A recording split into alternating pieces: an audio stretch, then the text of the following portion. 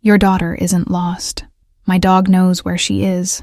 The words came from a boy no older than 8, standing at the iron gates of the Cross estate, with mud caked on his torn sneakers and a German shepherd sitting alert beside him.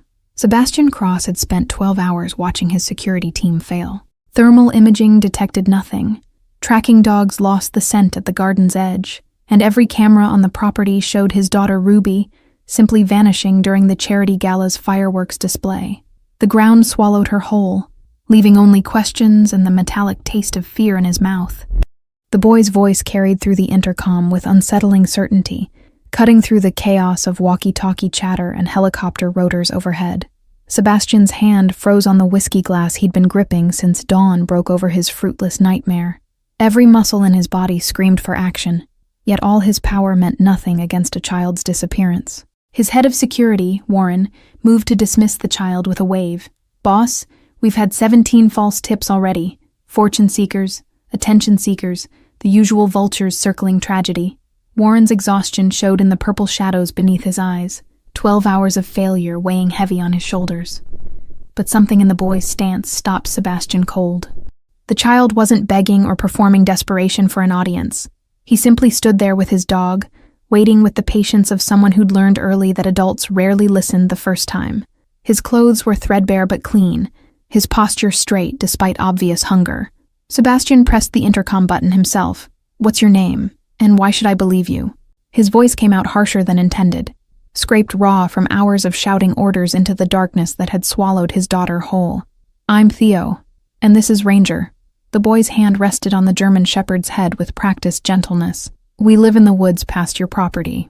Ranger found something this morning that belongs to a little girl." His matter-of-fact tone carried none of the manipulation Sebastian expected from someone claiming impossible knowledge.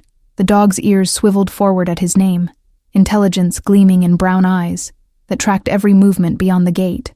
A fresh wound marked his left foreleg, recently cleaned but untreated, the kind of injury that would send most animals whimpering for shelter.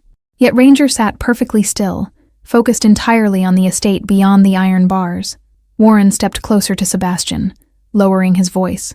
"Sir, this is wasting time we don't have.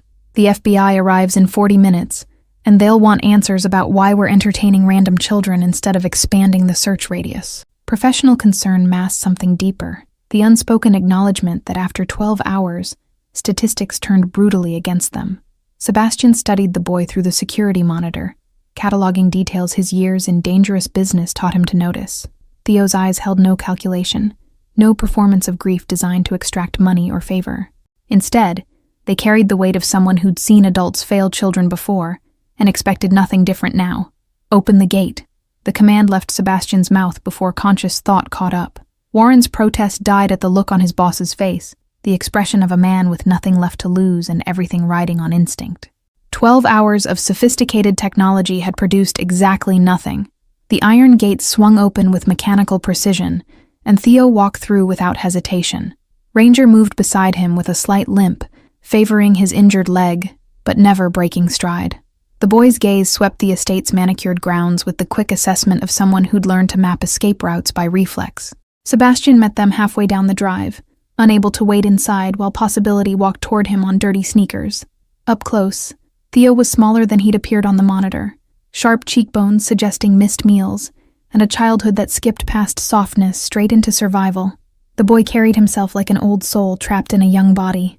"Show me what Ranger found." Sebastian forced his voice lower, gentler than the desperation clawing at his chest. The early morning sun cast long shadows across the estate, marking the passage of time in a night that refused to end. Every second Ruby remained missing felt like a stone added to the weight crushing his lungs. Theo reached into his jacket pocket and produced a small object wrapped in a clean cloth. He unfolded it carefully, revealing a silver charm bracelet Sebastian recognized with a jolt that went through him like voltage. Ruby's bracelet, the one her mother gave her before cancer claimed her life 3 years ago, the one Ruby never removed. "Ranger found this near the old creek bed, about 2 miles into the forest." Theo's voice remained steady, but his fingers trembled slightly as he offered the bracelet. There were 2 sets of footprints there, both small. One belonged to a girl around 6, the other to a boy maybe 4 years old. Information delivered with the precision of someone who'd learned to observe details adults missed. Warren moved forward, but Sebastian raised a hand, taking the bracelet himself. The metal was cold against his palm, and a smudge of mud still clung to one of the charms. His daughter had been alive this morning, alive and somewhere in the forest that stretched for miles beyond his property's carefully controlled boundaries. 2 sets of prints. Sebastian's mind raced through implications. My daughter didn't wander off alone. She was with another child. The realization shifted everything, transforming random tragedy into something with pattern and purpose. Ruby wouldn't leave the estate alone, but she would follow someone who needed help. Theo nodded, something like relief flickering across his young face. Your daughter probably saw someone who needed protecting. Kids like us, we recognize each other. The casual way he categorized himself spoke volumes about a life lived on society's margins, where children learned early to identify their own kind. Sebastian's chest tightened at the unintended accusation in those words. His daughter lived in privilege, protected by walls and security, yet somehow she'd recognized distress that all his expensive systems missed. Ruby inherited her mother's instinct for finding wounded things and refusing to abandon them, no matter the cost. Warren cleared his throat, tactical mind already adjusting strategy. If they're in the forest, we need to redirect search teams immediately. But sir, those woods cover over 15 square miles of rough terrain. We'll need helicopters with thermal imaging back in play. His radio crackled with distant voices, other security personnel awaiting orders. Thermal imaging didn't work last night because you didn't know where to look. Theo's interruption carried quiet confidence that bordered on audacity. Ranger can find them. He's been tracking the scent since dawn. The German shepherd's ears pricked at the change in conversation tone, body tensing with readiness. Sebastian studied the boy with new intensity, years of reading people in high-stakes negotiations coming into focus. How do you know about thermal imaging? And why would a child your age be living in the woods with a dog instead of in a home? Questions that mattered less than finding Ruby but needed asking nonetheless. I know things because I pay attention. Theo's chin lifted slightly, defensive pride flashing across his features. And I'm in the woods because the foster system decided my brother and I were better off separated. They were wrong, so I left to find him.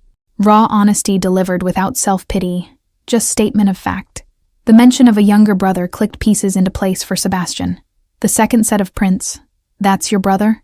Understanding dawned with the cold clarity of someone recognizing their daughter's enormous heart had led her into danger.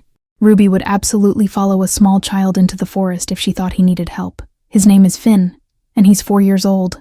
Theo's voice cracked slightly on his brother's name, the first real emotion breaking through his carefully controlled exterior.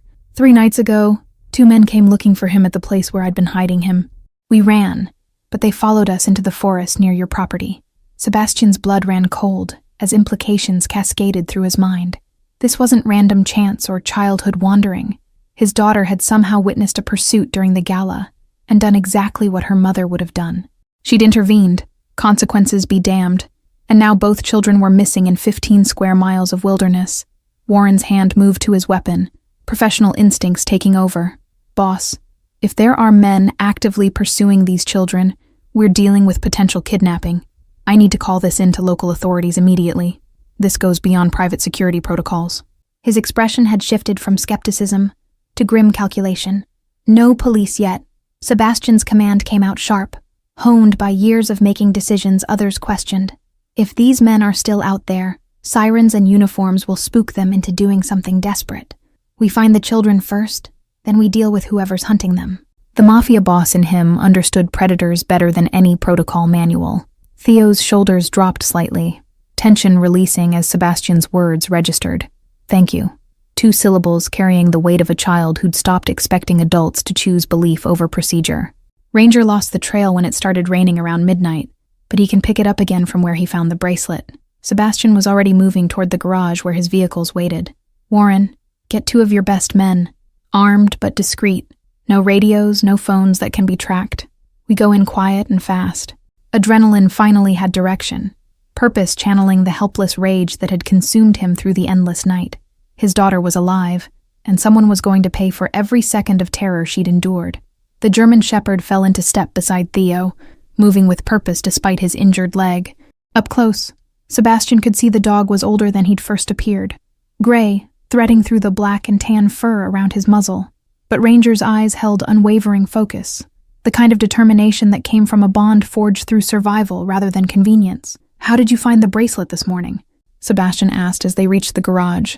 Multiple luxury vehicles gleaming in organized rows that suddenly seemed obscene given the circumstances. "Those woods are massive, and you said the trail went cold at midnight." The logistics bothered him. Too much coincidence in the timing. Theo glanced up, and for the first time, something like hope flickered in his expression.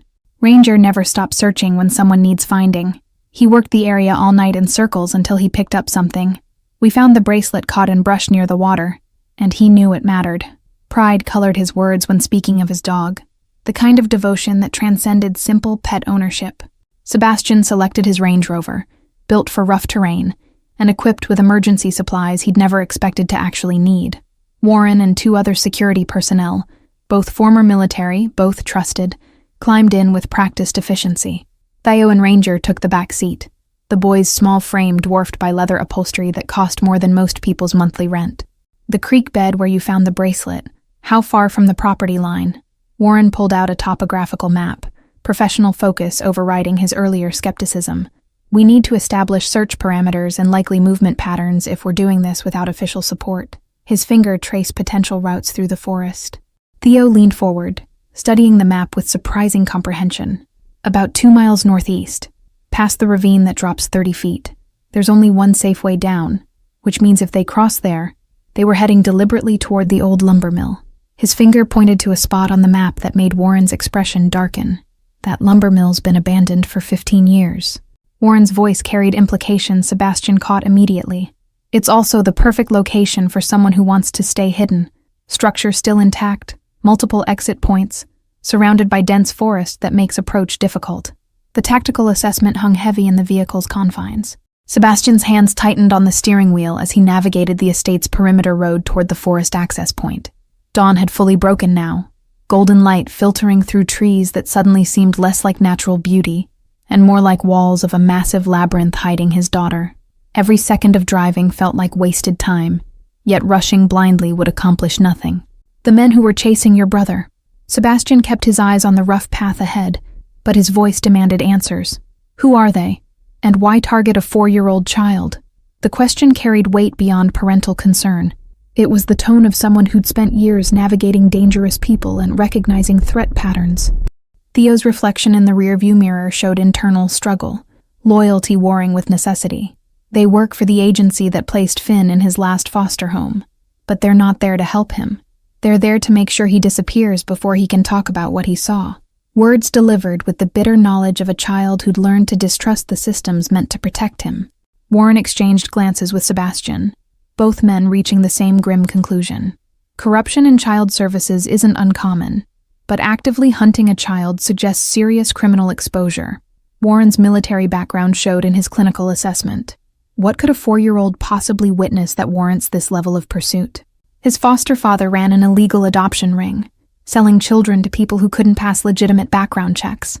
Theo's voice dropped to barely above whisper, as if speaking it louder might make the horror more real.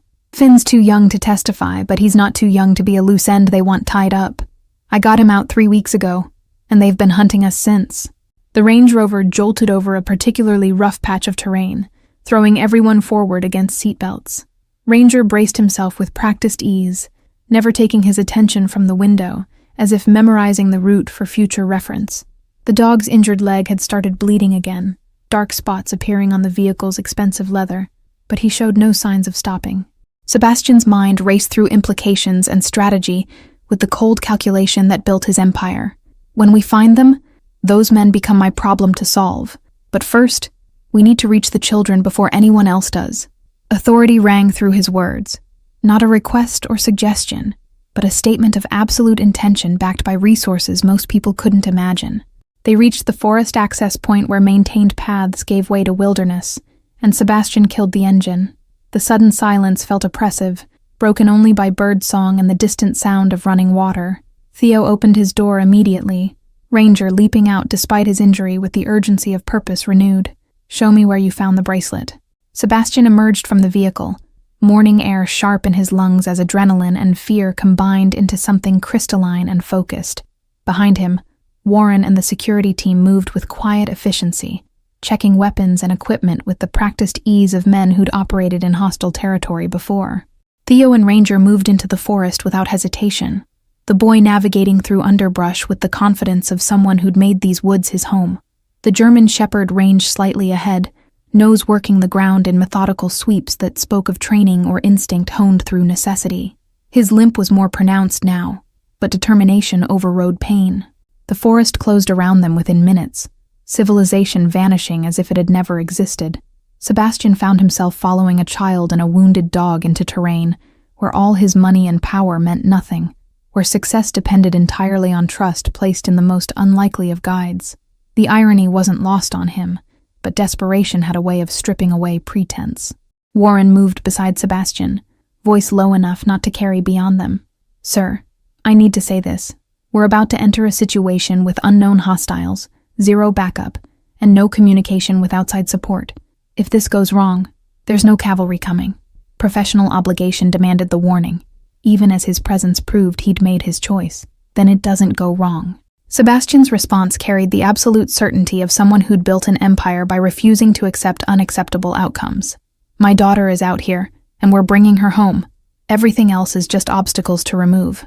The Mafia boss emerged in his tone, the man who'd climbed to power by doing what others wouldn't. Theo stopped ahead, Ranger's posture shifting from searching to alertness. "This is where I found the bracelet this morning." He pointed to an area near the creek where water rushed over smooth stones, the sound peaceful in direct contrast to the circumstances. Broken branches and disturbed earth told stories to those who knew how to read them. Sebastian knelt beside the spot, studying details with intensity born of desperation mixed with professional assessment. 2 sets of small footprints were still visible in the mud, exactly as Theo described. One slightly larger, one heartbreakingly tiny.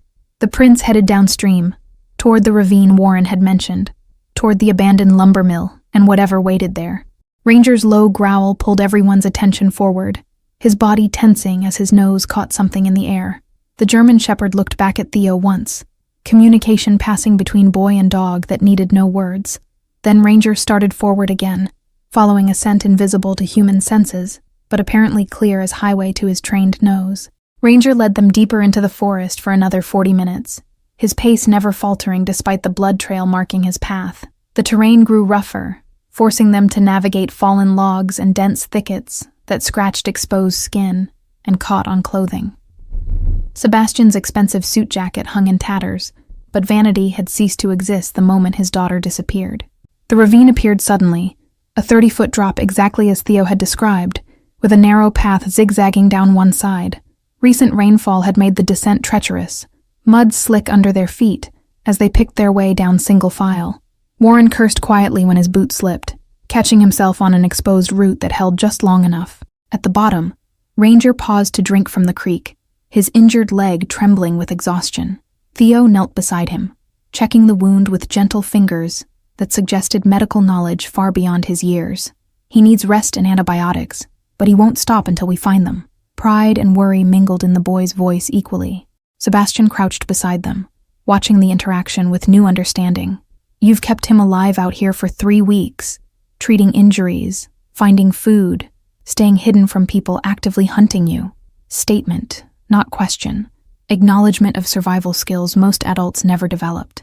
"How old were you when you learned to live like this?" 6. Theo didn't look up from examining Ranger's paw. "First foster home kicked me out for behavioral issues, which meant I cried too much about missing my brother. Spent 4 months on the streets before social services caught me and started the cycle over." Clinical recitation of trauma that should have broken a child but somehow forged steel instead. The lumber mill materialized through the trees like a ghost from industrial past, its weathered structure somehow still standing against decades of neglect. Broken windows gaped like empty eye sockets, and sections of roof had collapsed inward, leaving exposed beams that pointed skyward like skeletal fingers. Nature had begun reclaiming the building, vines threading through cracks and small trees sprouting from what used to be the loading dock. Warren signaled for silence, hand gestures indicating tactical positions his team understood instantly. They spread out in a loose perimeter, moving with the practiced stealth of men who'd done this in far more dangerous places. Sebastian found himself holding his breath, every sense heightened to painful intensity as they approached the structure's main entrance. Ranger's growl came low and dangerous, hackles rising along his spine as he focused on something inside the building. Theo's hand on the dog's head kept him from charging forward, but barely. The German shepherd vibrated with barely contained urgency. Whatever waited inside had Ranger ready to fight despite his injury and exhaustion. A child's laugh echoed from within the mill, high and clear and utterly incongruous with the tension saturating the air. Sebastian's heart lurched violently in his chest. He knew that laugh, had memorized every variation of his daughter's joy through 6 years of fatherhood. Ruby was alive and, impossibly, sounded happy. Warren caught Sebastian's arm before he could rush forward, iron grip conveying silent warning. "Protocol, boss. We don't know what we're walking into." Professional caution warred with understanding in his expression. He had children too, knew the primal urge to reach them regardless of danger. "Let me clear the entrance first." But Theo was already moving, slipping past them with Ranger at his heels before anyone could stop him. The boy moved like smoke through the building's shadows, innate understanding of how to be invisible guiding his steps. Sebastian cursed and followed, adrenaline overriding tactical sense. Warren's muttered profanity trailing behind them as the security team scrambled to maintain formation. The mill's interior was a maze of rotting machinery and collapsed sections, shafts of sunlight piercing through holes in the roof to illuminate floating dust particles. The smell of mold and rust hung thick in the air, mixed with something else, recent human presence, the faint scent of food and unwashed bodies. Someone had been living here, and recently. Another laugh, closer now, followed by a smaller child's giggle that had to be Finn.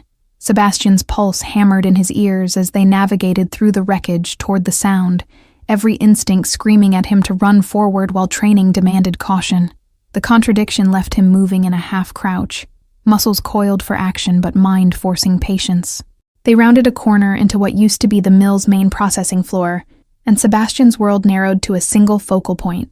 Ruby sat cross-legged on a relatively clean patch of floor, her party dress from last night torn and dirty, but her face animated as she told a story to a tiny boy curled against her side. Finn, unmistakably, with Theo's same sharp features rendered softer by youth and fear. And then the princess told the dragon that being scary didn't mean being bad. Ruby's voice carried absolute conviction, her small hands gesturing dramatically. The dragon just needed someone to understand him, and after that, they became best friends. She'd invented countless stories since her mother died, each one carrying themes of redemption and unlikely friendship that broke Sebastian's heart with their wisdom. Finn's eyes were wide with wonder, thumb tucked securely in his mouth despite his age. The dragon wasn't bad? The question came out muffled around his thumb, hopeful and desperate in equal measure. Whatever this child had witnessed, he needed desperately to believe that monsters could choose differently. Theo's breath caught audibly, and Finn's head whipped around at the sound. "Theo!" The 4-year-old scrambled to his feet and launched himself at his brother with the absolute trust of a child who'd been waiting for salvation he knew would come. Theo caught him, dropping to his knees as small arms wrapped around his neck with desperate strength. Ruby jumped up, her face cycling through confusion, recognition, and relief in rapid succession. "Daddy?" Her voice cracked on the word. 6 years old, suddenly looking very small, as reality crashed through whatever game she'd been playing to keep herself and Finn calm. Tears she'd been holding back flooded her eyes as she ran toward Sebastian. Sebastian caught his daughter, pulling her against his chest with force that might have hurt if desperation hadn't robbed him of all restraint. She was solid, and real, and alive, her small heart hammering against his ribs as she buried her face in his destroyed suit jacket and sobbed. The sound shattered something in him that 12 hours of terror had merely cracked. "I'm sorry, Daddy. I'm sorry." Ruby's words tumbled out between sobs, muffled against his chest. "I saw the bad men chasing the little boy during the fireworks, and he was so scared, and I remembered what Mommy always said about helping people who need it, and I couldn't just watch. I couldn't." Sebastian's hand cupped the back of Ruby's head, holding her like she might dissolve if he loosened his grip. "You're safe now. That's all that matters." His voice came out rough, scraped raw by emotions he'd spent years learning to control in his dangerous world. But this wasn't business. This was his daughter, his entire world, trembling in his arms. Warren and his team had fanned out, systematically clearing the rest of the structure with practiced efficiency. Their presence reminded Sebastian that finding the children was only half the equation. The men hunting them still existed somewhere in this equation. The threat hadn't evaporated just because they'd reached Ruby and Finn first. Theo hadn't released his brother, rocking slightly as Finn clung to him with the desperate grip of a child who'd feared permanent separation. "You found me." Finn's voice was tiny, odd, as if his brother's arrival defied possibility. "The bad men said you'd never find me, that I'd never see you again. But I knew you would come." Ruby pulled back slightly from Sebastian's chest, wiping her nose on her already ruined dress. "Finn and I walked all night to get here. He knew about this place because the bad men talked about it, said it was where they brought other kids before." Her matter-of-fact delivery of this horror made Sebastian's blood run cold with implications he'd process later, when his daughter wasn't watching his face. "Other kids?" Warren's question came sharp, professional instinct overriding the emotional reunion happening around them. "Ruby, how many men were there? And did they say anything about why they were after Finn specifically?" His tone gentled slightly when addressing the 6-year-old, but urgency remained. Ruby's small face scrunched in concentration, the expression she made when trying to remember details exactly right. 2 men. One was really tall with a scar on his neck, and the other one kept coughing. "They were talking about money, something about how Finn's new family already paid, and they couldn't refund the merchandise." The clinical language sounded obscene from a child's mouth. Sebastian felt rage settle in his chest like ice, cold and crystalline, and absolutely lethal. These men had reduced a 4-year-old child to merchandise, spoken about human trafficking within earshot of their victims, and now his daughter had become collateral damage in their operation. Every connection he'd spent years building suddenly had new purpose beyond business. "They left maybe an hour ago," Ruby continued, oblivious to the murder forming behind her father's eyes. "They said they had to check in with their boss, make arrangements for disposal if they couldn't find us soon." Her voice wavered on the last word. Adult implications she didn't fully understand, but sensed were terrible, breaking through her brave facade. Theo lifted his head from where it had been buried in Finn's hair, his young face hard with knowledge no child should carry. "That means they'll be back with more people. We can't stay here. This location is compromised." Tactical assessment delivered with the weary expertise of someone who'd learned these lessons through brutal experience rather than training. Ranger had positioned himself between the children and the mill's entrance, hackles still raised despite his exhaustion. The German shepherd's instincts recognized what humans were still processing. Danger hadn't passed, merely paused, and the respite was temporary. His low growl provided constant reminder that complacency could prove fatal. Warren returned from his sweep, expression grim. "Building's clear now, but there's evidence of recent occupation in the west section. Sleeping bags, food wrappers, and..."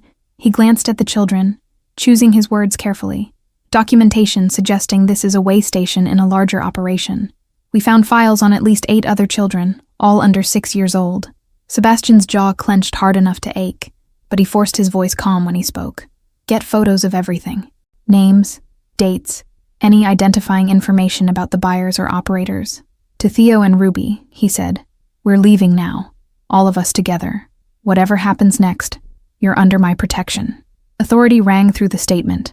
Not offer, but declaration of immutable fact. Ruby's hand found Theo's free one, creating a chain of connection between all 4 children and the adults surrounding them. Theo took care of Finn all by himself for weeks. Her voice carried fierce admiration. "And Ranger found me when I got lost trying to remember the way back to your house. He wouldn't let anything hurt us." The dog's ears perked at his name, tail offering one tired wag. Finn finally released his brother enough to look around, taking in Sebastian and the security team with wide, cautious eyes. "Are you good people or bad people?" The question came out with heartbreaking directness, the query of a child who'd learned early that adults came in both varieties, and choosing wrong could prove catastrophic. Theo says good people are really rare. Sebastian knelt to bring himself to Finn's eye level, aware that every word mattered in this moment. "I'm Ruby's father, which means I'm someone who understands how important brothers and sisters are to each other." He glanced at Theo, then back to Finn. "Your brother never stopped looking for you, and he brought me to help. That makes us good people, I think." The 4-year-old studied Sebastian's face with unsettling intensity, processing information through whatever filter trauma had installed in his young mind. Finally, he nodded once, apparently satisfied by some criteria only he understood. "Okay, but Ranger has to come too. He's family." Non-negotiable condition delivered with the absolute certainty of a child stating fundamental law. "Everyone comes." Sebastian stood, scooping Ruby up despite her protests that she could walk. "Warren, we move now. I want this location under surveillance within the hour. When those men come back, I want to know who they are and who they work for. The Mafia boss emerged fully now, cold calculation replacing paternal fear as he shifted from victim to hunter. They moved toward the exit in a protective formation, Warren's team creating a perimeter around the children. Sebastian carried Ruby while Theo walked beside them with Finn on his hip, the older boy's thin arms trembling with the effort. Ranger limped alongside, his presence a constant reassurance to the children, even as his injury worsened with continued exertion. Sunlight hit them as they emerged from the mill's shadows, warm and real and ordinary in a way that felt almost offensive after what they'd discovered inside. The forest stretched around them, beautiful and indifferent to human evil, bird calls continuing their cheerful songs as if children weren't being bought and sold in abandoned buildings beneath the trees. The journey back to the Range Rover took half the time it had taken to reach the mill, urgency overriding caution now that they had the children secure. Sebastian's arms burned with Ruby's weight, but he wouldn't have released her even if she'd asked. Physical contact provided constant confirmation that she was real, alive, returned from the nightmare that had consumed his last 12 hours. Theo kept pace despite carrying Finn, his young body pushed past reasonable limits by necessity and adrenaline. Twice he stumbled on the rough terrain, but each time he caught himself, adjusted his grip on his brother, and continued without complaint. The boy's jaw was set in grim determination that reminded Sebastian of soldiers he'd known, people who refused to acknowledge pain because surrender wasn't an option they could afford. Warren coordinated quietly with his team via hand signals, maintaining tactical awareness even during extraction. His eyes constantly scanned the forest, looking for movement that didn't belong, listening for sounds that suggested pursuit. Professional paranoia earned through years of keeping dangerous people alive in dangerous situations. Instincts Sebastian trusted absolutely because they'd never failed him before. They reached the vehicle without incident, though every second of the climb up from the ravine felt exposed and vulnerable. Sebastian secured Ruby in the back seat, her small hands refusing to release his jacket until he promised he wasn't going anywhere. Theo settled Finn beside her, both younger children gravitating toward each other with the comfort of shared ordeal. Ranger collapsed in the cargo area with an exhausted groan that spoke of reserves fully depleted. Blood had soaked through the makeshift bandage on his leg, and his breathing came labored, but his eyes remained alert, tracking everyone's movements as if standing guard even in exhaustion. The German shepherd had given everything he had to find these children, pushing past injury and fatigue through pure determination. Warren took the driver's seat, while Sebastian remained in back with the children, unable to stomach physical distance from his daughter, even for the practical necessity of navigation. His arm stayed wrapped around Ruby's shoulders, anchoring her to his side as the Range Rover lurched forward over rough terrain. She'd stopped crying but hadn't stopped trembling, small aftershocks of adrenaline crash working through her system. "Daddy?" Ruby's voice came small, hesitant in a way she rarely sounded. "Are you angry with me for leaving?" The question carried weight beyond simple curiosity. It held the fear of a child who'd done what she believed was right, but understood that right actions sometimes carried wrong consequences. Her fingers twisted in his jacket, waiting for judgment. Sebastian's throat tightened painfully, but he forced words through it. "I'm not angry. I'm grateful you're alive, and I'm proud that you saw someone who needed help and chose to be brave." He tilted her chin up gently, making her meet his eyes. "But we need to talk about how being brave doesn't mean doing dangerous things alone. There are ways to help that don't require putting yourself at risk." Theo's expression flickered with something complicated, gratitude mixed with pain, the look of a child who'd never had someone speak to him about bravery as valuable, rather than bravery as foolishness. His arms tightened around Finn, who'd finally fallen asleep against his brother's chest, tiny snores providing counterpoint to the vehicle's rumble. Safety had arrived like anesthesia, allowing unconsciousness trauma had prevented. "What happens to us now?" Theo's question came quiet, but direct, practical concerns reasserting themselves now that immediate danger had passed. "Social services will put Finn back in the system if they find us. They'll separate us again, and next time, I might not be able to get him back." Fear lived in his voice, the terror of powerlessness that came from being small in a system designed by adults. Sebastian met the boy's eyes in the rearview mirror, seeing Ruby's hand slip into Theo's with casual protectiveness. "What happens now is that you and Finn stay with me until we figure out something permanent." The words emerged with finality that surprised even him. He hadn't planned this, hadn't thought beyond finding Ruby. "Those men aren't going to stop hunting you, and I'm not about to let them succeed." Warren's glance in the mirror carried question and concern, but he said nothing. Years of working together meant he understood when Sebastian made decisions that transcended rational business sense, operating instead from the moral code that lived beneath the dangerous exterior. Some lines couldn't be crossed. Some innocence couldn't be abandoned, regardless of complexity or cost. You don't even know us. Theo's response came out defensive, protective suspicion flaring against hope that kept disappointing him. Why would you risk getting involved with the people who run that operation? They're connected to powerful systems. Child services, police, probably judges. You can't just take us in like stray dogs. Despite the words, desperate longing colored his tone, the sound of someone trying not to want what they couldn't have.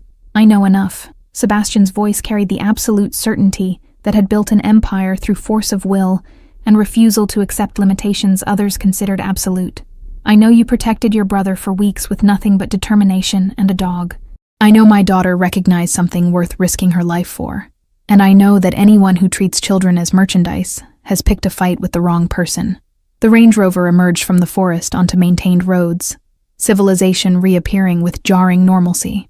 Other vehicles passed them, people living ordinary lives unaware that meters away sat children who'd survived human trafficking attempts and fathers who'd stared into the abyss of loss. The disconnect between worlds felt vast, bridgeable only through deliberate choice to see what most preferred to ignore. Ruby had fallen asleep against Sebastian's side, her breathing evening out as exhaustion finally overrode adrenaline. He studied her face in the growing daylight, the smudge of dirt on her cheek, the scratch above her eyebrow, the peace that only sleep could provide after trauma. His daughter was safe, but safety felt insufficient now. The world contained men who hurt children, and knowing this demanded response beyond simple relief. There's a woman. Theo's voice broke the contemplative silence, quiet but urgent. Iris Vaughn. She was my teacher before the first foster placement fell apart. She tried to help me keep track of Finn, fought with social services about keeping us together. If anyone can navigate the legal side of this without alerting the wrong people, it's her. Hope and uncertainty mingled in his expression, offering help while fearing rejection. Warren's fingers drummed on the steering wheel, tactical mind processing new information. A teacher who stood up to social services probably made enemies in the system. That could work in our favor, someone with motivation to expose corruption rather than protect it. Professional assessment delivered without emotional inflection, but Sebastian heard the underlying approval. Warren's sister had been a teacher before cancer took her. The profession held sacred space in his personal hierarchy. Sebastian considered the implications of bringing another person into this situation, weighing risk against necessity. His instincts with people had kept him alive through years of dangerous negotiations. And something in Theo's voice when he mentioned Iris Vaughn suggested she might be the variable this equation needed. Someone who understood the system from inside, but hadn't been corrupted by it.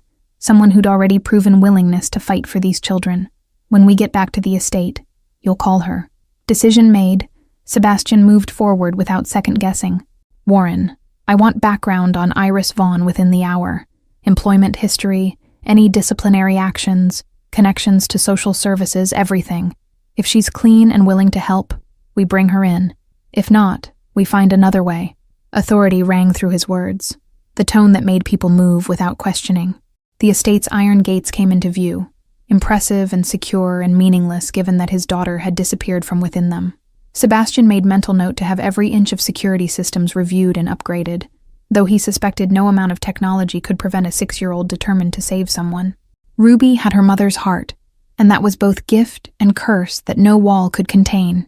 They passed through the gates, and Sebastian saw his household staff gathered in the circular drive. Word had clearly spread about Ruby's disappearance, despite his orders for discretion. Mrs. Chen, the housekeeper who'd been with them since before Ruby was born, pressed both hands to her mouth when she saw them, tears streaming down her weathered face. Relief rippled through the assembled group, tension breaking in visible waves. But Sebastian's attention had already moved past immediate relief to larger implications. Somewhere out there, men who trafficked children believed they could operate with impunity. They'd touched his daughter's life, threatened her safety, and that made them his problem in ways they couldn't begin to comprehend. The Mafia boss in him understood vengeance, but the father in him understood something more powerful, justice that protected others from experiencing what his family had survived. Mrs. Chen reached the vehicle before Sebastian could fully exit, her hands trembling as she touched Ruby's sleeping face through the open door. Thank God. Thank God. The words came out like prayer, repeated with the fervor of someone who'd spent hours believing the worst. Her eyes moved to Theo and Finn with confusion but no judgment, questions clearly forming but held back by more pressing relief. Sebastian lifted Ruby carefully, her body limp with exhaustion, as she remained unconscious despite the transfer. Mrs. Chen, prepare the East Wing guest rooms, 2 bedrooms connected by the shared bathroom. These children are staying with us. His tone invited no discussion, stating fact rather than requesting accommodation. Years of working together meant she understood when explanations would come later. Theo climbed out slowly, Finn still clinging to him with the grip of a child, terrified that separation meant permanent loss. The boy's eyes widened as he took in the estate's grandeur, manicured gardens, fountain sculpture, windows that caught morning sun and threw back golden light. His expression cycled through awe and discomfort, the look of someone suddenly aware of how profoundly he didn't belong in spaces like this. Warren was already on his phone, barking orders to people Sebastian couldn't hear but trusted implicitly. I want surveillance on that lumber mill within 30 minutes. Thermal cameras, motion sensors, the full package. Anyone approaches that location, I want to know their shoe size before they take 3 steps inside. Professional efficiency barely masked the rage underneath. Warren had daughters too, and what they'd discovered in that mill had violated something fundamental. Sebastian carried Ruby inside, Mrs. Chen leading the way with practiced efficiency that came from decades of managing crisis with grace. Theo followed hesitantly, Finn's face buried against his shoulder as the younger boy tried to make himself smaller in the face of overwhelming opulence. Ranger limped behind them, leaving blood drops on marble floors that cost more than most people's annual salary, but no one commented on the damage. The East Wing guest suite was typically reserved for visiting business associates. Sebastian needed to impress, decorated in understated luxury that whispered wealth rather than shouting it. Mrs. Chen pulled back the covers on the master bed, and Sebastian laid Ruby down with infinite care, removing her ruined shoes, but leaving her in the torn party dress until she woke and could change herself. Her small hand caught his wrist even in sleep, refusing to let go. The second bedroom is ready, Mr. Cross. Mrs. Chen gestured to the connecting door, her voice professionally neutral, despite the questions clearly burning behind her eyes. She'd been with the family long enough to know when to speak and when to simply execute orders without interrogation. I'll have food sent up, soup, bread, nothing too heavy for upset stomachs. And I'll call Dr. Morrison for the dog. Theo stood frozen in the doorway, Finn still wrapped around him like a barnacle. We can't stay here. The protest came out weak, undermined by the exhaustion, evident in every line of his thin frame. This is too much. We don't need all this. Just somewhere safe until we figure out what's next. Pride fought with desperation in his expression, the battle of someone who'd learned to expect nothing, and therefore owed nothing. Sebastian straightened from Ruby's bedside, studying the boy with new appreciation. You spent 3 weeks in the forest protecting your brother, with nothing but determination and a dog. I think you've earned the right to sleep in a bed for 1 night. He gestured to the second bedroom. Put Finn down. Let him rest somewhere warm. Being strong doesn't mean refusing help when it's offered freely. The words seemed to crack something in Theo's carefully maintained composure. His shoulders sagged slightly. Exhaustion finally permitted to show now that safety had arrived. He carried Finn into the adjoining room, laying his brother on sheets that probably cost more than every possession they'd owned combined. The 4-year-old's eyes fluttered open briefly, registered his brother's presence, then closed again with the trust of a child who believed Theo could protect him anywhere. There are clothes in the dresser, probably too big but clean and warm, Mrs. Chen's voice had softened, maternal instincts overriding professional distance. Bathroom is stocked with everything you need. I'll have food up in 10 minutes, and Dr. Morrison should arrive within the hour for Ranger. She paused, then added quietly, You're safe here, child. Mr. Cross doesn't make promises he doesn't keep. Sutter. Theo's eyes met Sebastian's across the space between rooms, searching for deception or ulterior motive, the way abused animals checked for hidden threats. Whatever he found seemed to satisfy some internal test, because he nodded once. Acceptance tentative, but real. Thank you. 2 words that carried the weight of someone unused to speaking them.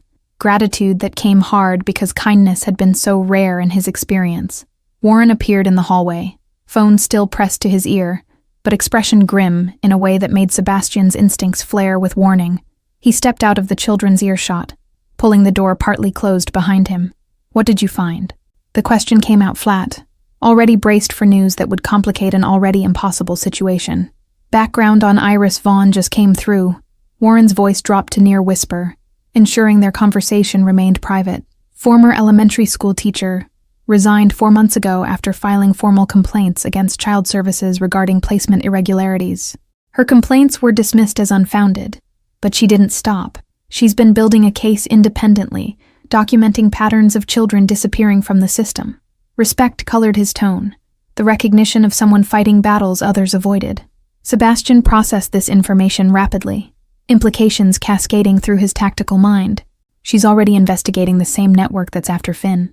That makes her either an invaluable ally or a liability if the wrong people know she's involved. His eyes moved to the door where Theo and his brother rested, calculations shifting to account for new variables. Where is she now? That's the interesting part. Warren's expression shifted to something almost resembling approval. She's been living in her car for the past month after losing her apartment. Apparently standing up to corrupt officials doesn't pay well.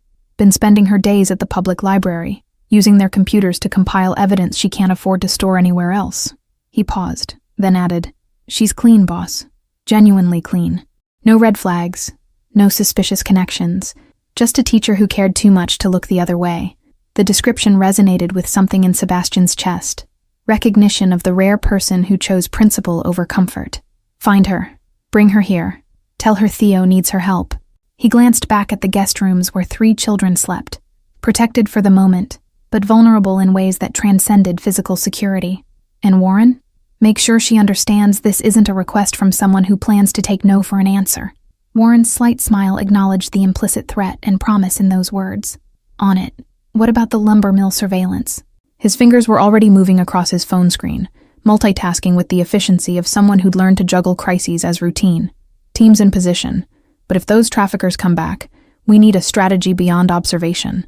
When they come back, not if, we let them. Sebastian's voice carried the cold calculation that had built his reputation in far darker circles than polite society knew existed. I want names, faces, vehicle information, every detail about their operation. Then we use those details to dismantle the entire network from the top down. These people need to understand that touching children carries consequences they can't negotiate their way out of. The sound of Ranger's pained whine drew their attention back to the guest suite. Through the partly open door, Sebastian could see Theo kneeling beside the German shepherd, speaking softly while examining the dog's injured leg with careful fingers. The boy's face was pale with worry, hands gentle despite the urgency in his movements. Whatever connection existed between child and dog ran deeper than simple pet ownership. This was partnership forged through shared survival. Mrs. Chen appeared with a tray of food, navigating past them with practiced grace. "Dr. Morrison just called. He's 15 minutes out and bringing surgical supplies in case they're needed." Her eyes lingered on Ranger with professional assessment. "That dog's lost a lot of blood. He might need a transfusion if the wound is as bad as it looks from here." No judgment colored her tone, just practical concern for an animal who'd clearly earned respect through action. Sebastian returned to Ruby's bedside, unable to remain away for long, even with Warren handling logistics. His daughter slept on, face peaceful in a way that contradicted the terror of the last 12 hours. He traced the scratch above her eyebrow with one finger, marveling at her courage and cursing it in equal measure. She had her mother's fearless heart, and that gift would give him gray hair before he reached 40. "Daddy?" Ruby's voice came out muzzy with sleep, eyes opening to slits that struggled against exhaustion. "Is Theo okay? And Finn?" Even half-conscious, her first concern was for the boys she'd protected, the children she'd risked everything to help. Pride and fear warred in Sebastian's chest at this evidence of who his daughter was becoming.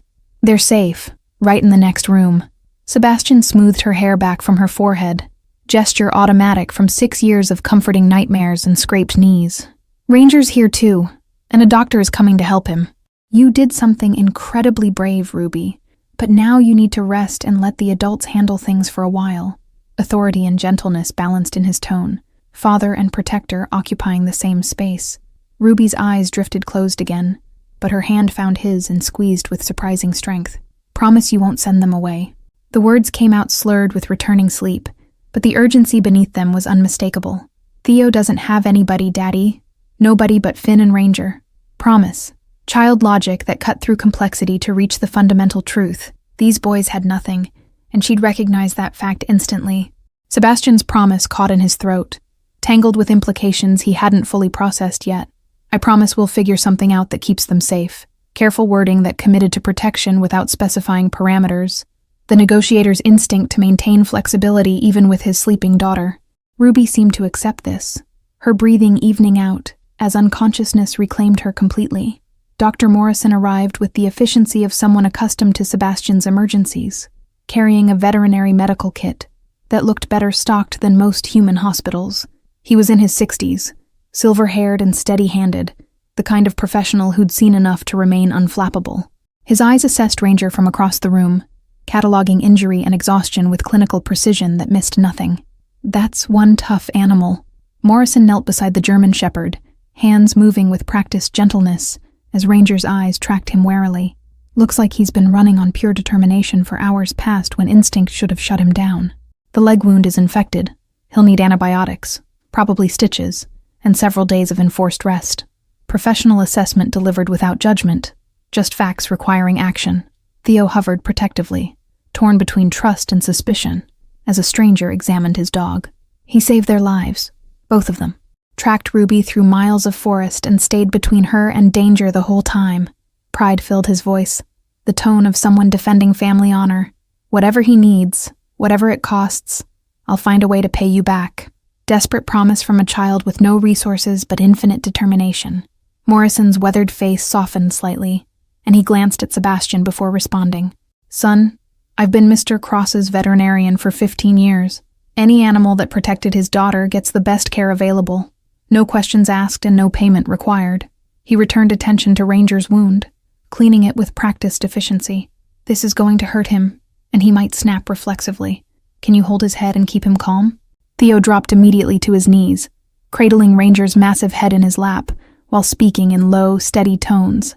The German shepherd's eyes fixed on the boy's face, trust overriding pain instinct as Morrison worked.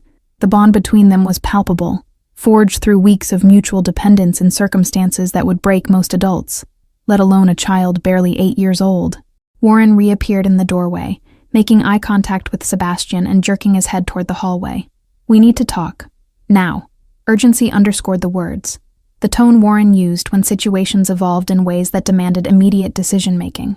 Sebastian excused himself quietly, following his security chief down the corridor and away from potential eavesdroppers. Iris Vaughn is here. Warren's announcement came without preamble. She was still at the library when my team located her, and she came without hesitation when they mentioned Theo's name. But boss, there's a complication. She's not alone. His expression suggested this complication carried weight beyond simple inconvenience. She brought copies of her entire investigation, 3 months of compiled evidence about the trafficking network. If this information fell into the wrong hands, then we make sure it doesn't. Sebastian cut off the concern with practiced authority. Where is she now? His mind was already racing ahead, calculating how to integrate this new variable into a situation that grew more complex by the hour. A teacher with evidence against corrupt officials could be either salvation or disaster, depending on how carefully they navigated the next steps. Main library, waiting room. Warren gestured toward the estate's front section. She looks like she's been living rough, probably accurate given the car situation you mentioned. She's also terrified, which is either very smart or indicates she knows exactly how dangerous these people are. Professional assessment delivered clinically, but Sebastian heard the underlying question about whether bringing her inside increased risk. Sebastian made the decision instantly, operating on instincts honed through years of high-stakes negotiations. Bring her to my study.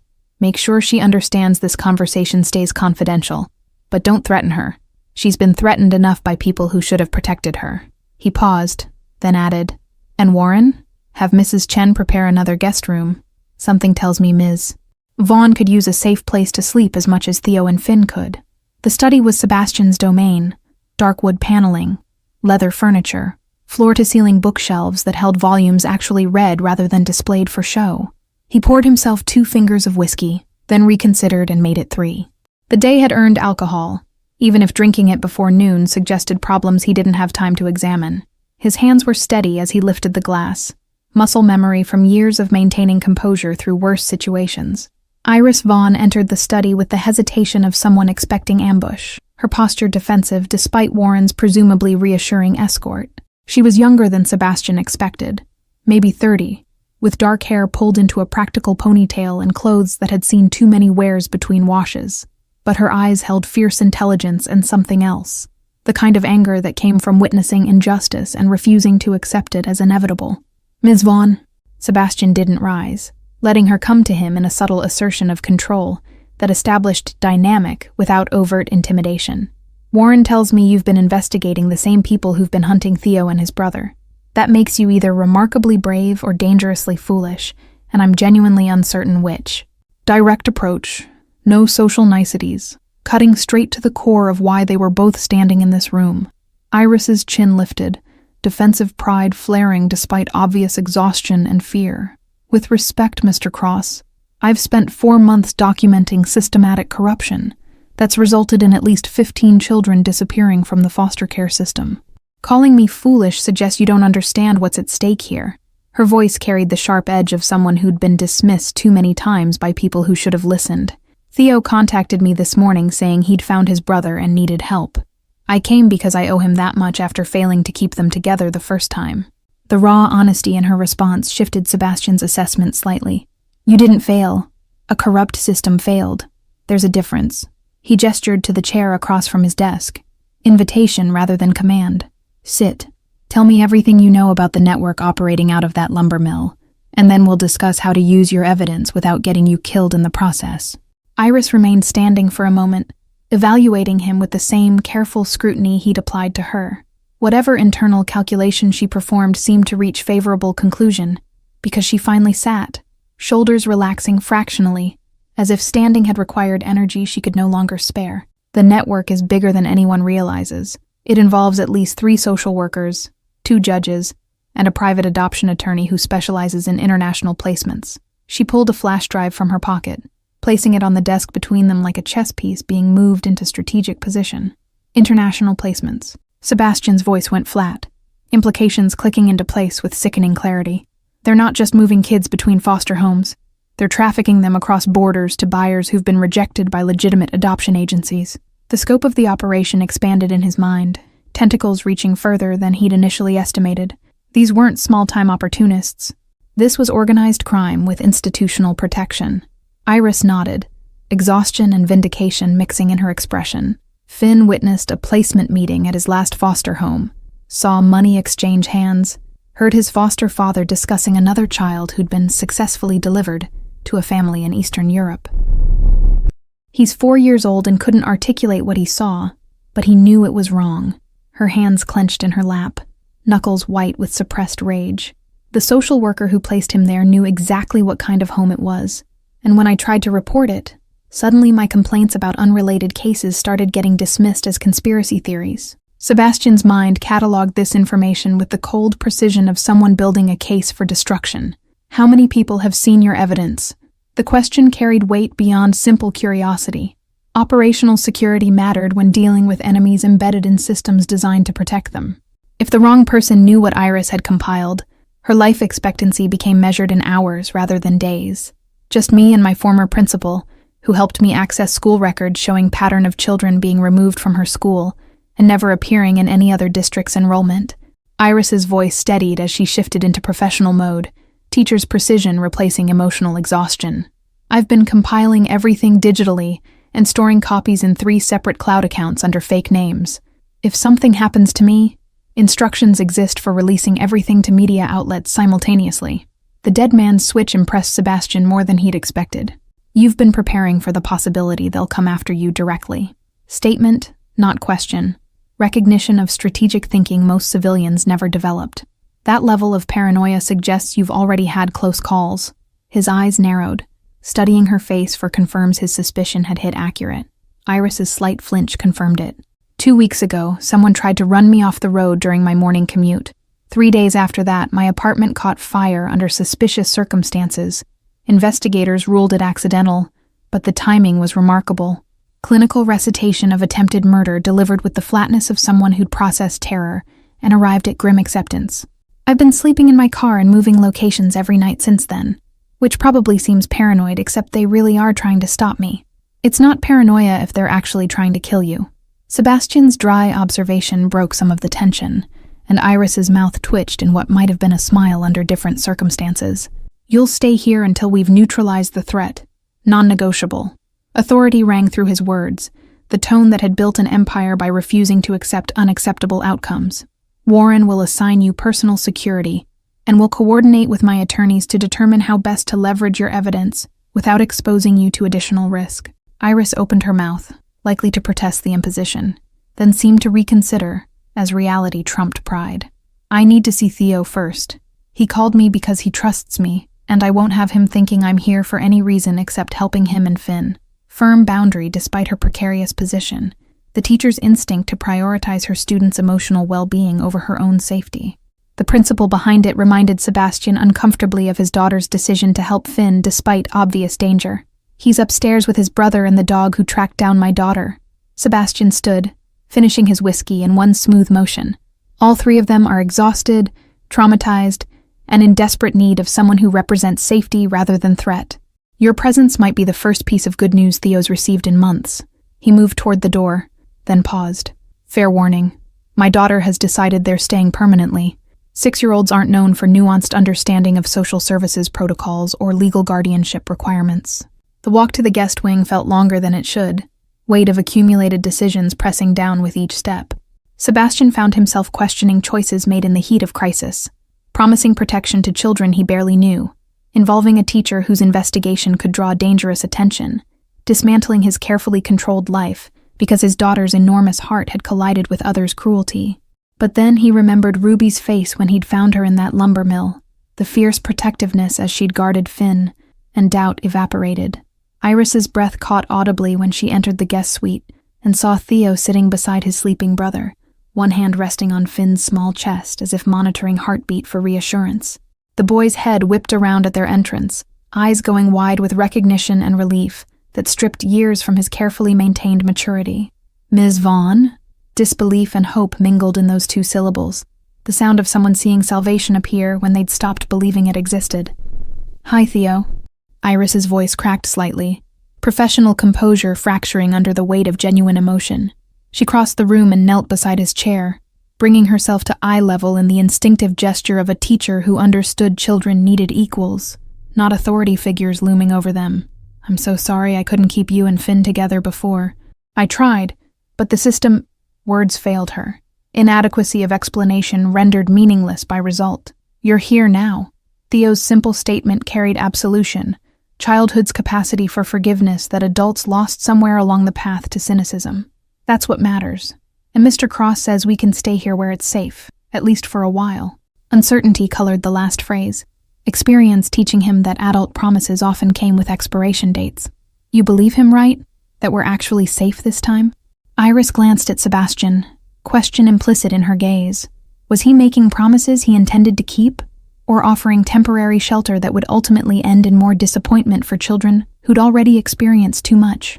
Sebastian met her eyes steadily, letting her see the resolve that had carried him through years of dangerous decisions. Whatever silent communication passed between them seemed to satisfy her internal test. "I believe Mr. Cross is someone who keeps his word." Iris returned attention to Theo, her hand finding his and squeezing gently. "And I believe you're safe here in ways you haven't been safe in a very long time. But Theo, there are still legal realities we need to address. Social services will be looking for you and Finn, and we can't hide you forever." Teacher's honesty refusing to offer false comfort, respecting the boy's intelligence enough to acknowledge complexity. Theo's jaw set in the stubborn line Sebastian was beginning to recognize. They can look all they want. I'm not letting them take Finn again. Not after what he saw. Not when those people are still out there. The fierce protectiveness in his young voice reminded Sebastian of Ruby's declaration that nobody had helped when she'd asked. These children had learned too early that the world contained predators, and that help often failed to materialize until after damage was done. Sebastian moved to the window, giving Iris and Theo space for their reunion, while his mind worked through logistics and implications. Warren's surveillance on the lumber mill would provide intelligence about the trafficking network's operations. Iris's compiled evidence offered leverage against corrupt officials once properly deployed. But the immediate problem remained: 2 children who legally belonged to a system that had already failed them catastrophically, and a teacher whose investigation had made her a target. Mrs. Chen appeared in the doorway carrying fresh towels and a tray of tea, her presence a reminder that life continued in domestic rhythms even as crises unfolded. Dr. Morrison says Ranger will recover fully with rest and proper care. The wound was infected but not critically. He'll need antibiotics for 10 days and no strenuous activity for at least 2 weeks. Her report delivered with the calm efficiency that made her irreplaceable. He's sleeping now, and I've set up a bed for him in the corner where he can remain with the children. Finn stirred at the sound of voices, small face scrunching, before eyes opened to survey the room with cautious awareness. His gaze found Theo first, anchor point, safety confirmation, then moved to Iris with dawning recognition. Miss Iris? The name came out slurred with sleep and hope, as if he couldn't quite believe she was real. Did you come to take us home? The question hung in the air, loaded with implications about what home meant to a child who'd been moved repeatedly between temporary placements. Iris's expression cycled through pain and determination, before settling into gentle resolve. I came to make sure you and Theo are safe, and Mr. Cross has kindly offered to let you stay here while we figure out what comes next. In careful wording that promised nothing she couldn't deliver. Honesty that children deserved even when truth was complicated. Ruby's voice carried from the adjoining bedroom, groggy but insistent. Daddy? I heard voices. Are Theo and Finn still here? The question held anxiety that suggested she'd feared they'd disappeared while she slept. Nightmare logistics of adult decisions removing the boys she'd risked everything to protect. Sebastian moved to her doorway, finding his daughter sitting up in bed with hair wild and eyes still heavy with exhaustion. They're right here, and they're not going anywhere. Sebastian's promise emerged before conscious thought could temper it, parental instinct overriding caution. He saw Iris's eyes widen slightly at the declaration, understood she was cataloging the legal impossibility of what he'd just committed to. But some promises transcended legality, existing in the realm of moral obligation that superseded paperwork and protocol. The next hours blurred into domestic chaos as the household adjusted to sudden occupants. Mrs. Chen produced children's clothing from sources Sebastian didn't question, outfitting Theo and Finn in clothes that actually fit, despite the estate rarely hosting children beyond Ruby. Dr. Morrison departed with instructions for Ranger's care and a promise to return for follow-up examination. Warren coordinated security details and surveillance reports from his makeshift command post in the estate's security office. Iris found herself installed in a guest room down the hall from the children, her meager possessions from the car looking lost in the suite's opulent space.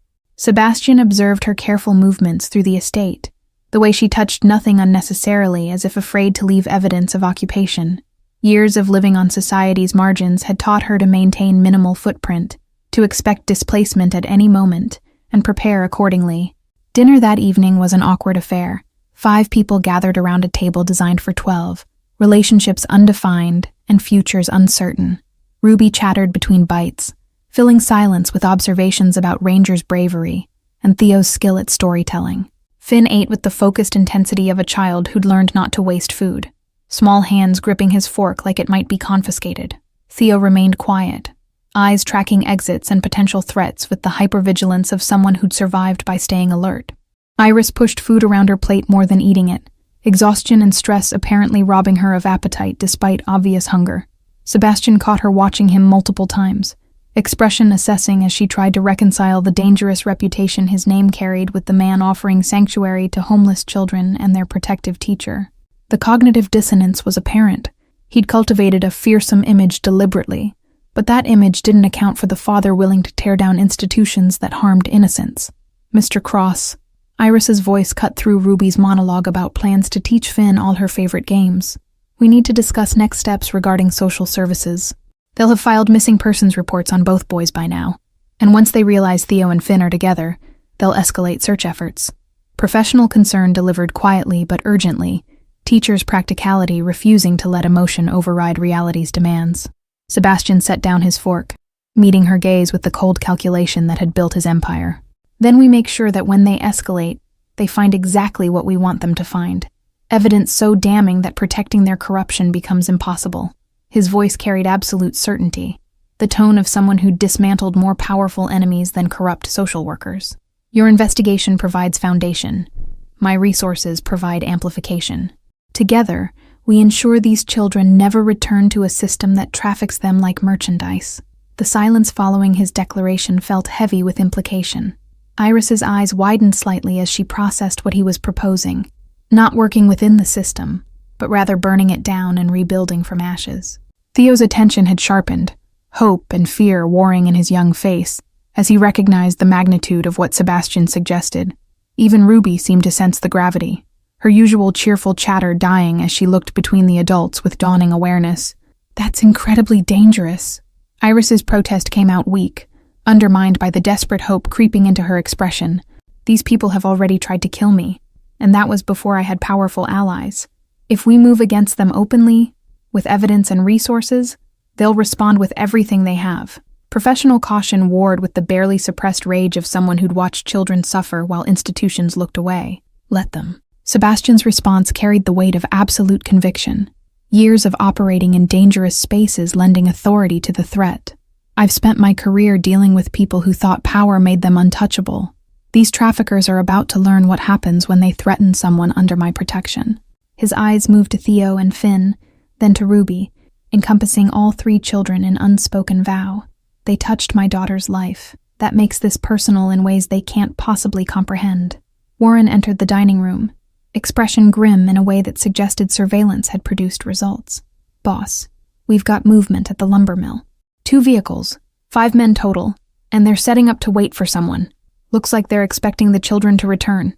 Professional assessment delivered clinically, but Sebastian heard the underlying question about how they'd proceed with this intelligence. Sebastian stood, napkin dropping to his plate with finality.